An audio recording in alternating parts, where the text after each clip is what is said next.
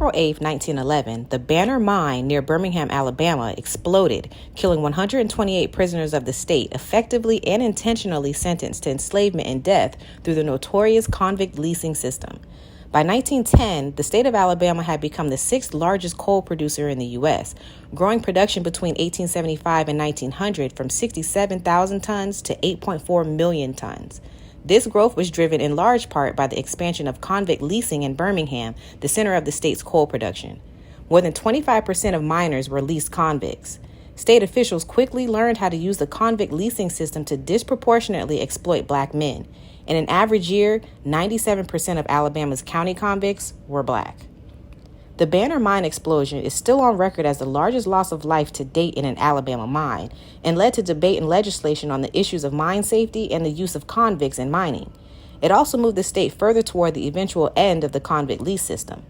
Alabama had a horrible record of mine safety, with more than 1,000 deaths between 1900 and 1910, and the convict lease system had been a perennial issue in the Alabama legislature since 1866, when prisoners first were leased to contractors. According to the official investigation report, about 90% of Negroes were convicts.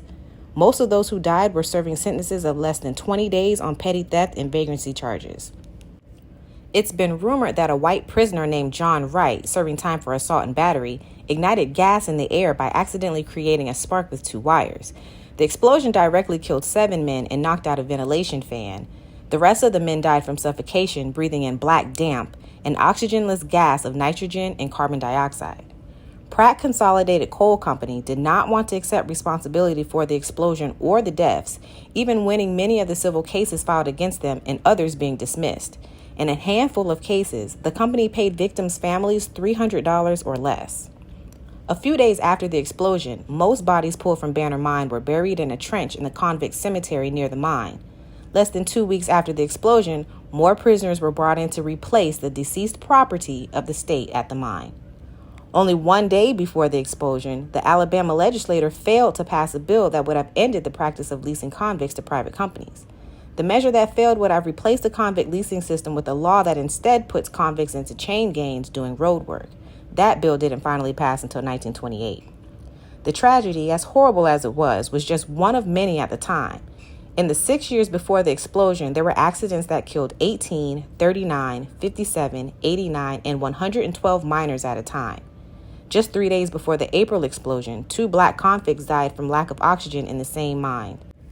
Douglas Blackman, a Wall Street Journal reporter, wrote about this in his Pulitzer Prize-winning book, Slavery by Another Name.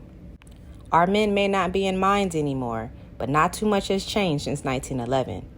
And if you didn't know, now you know.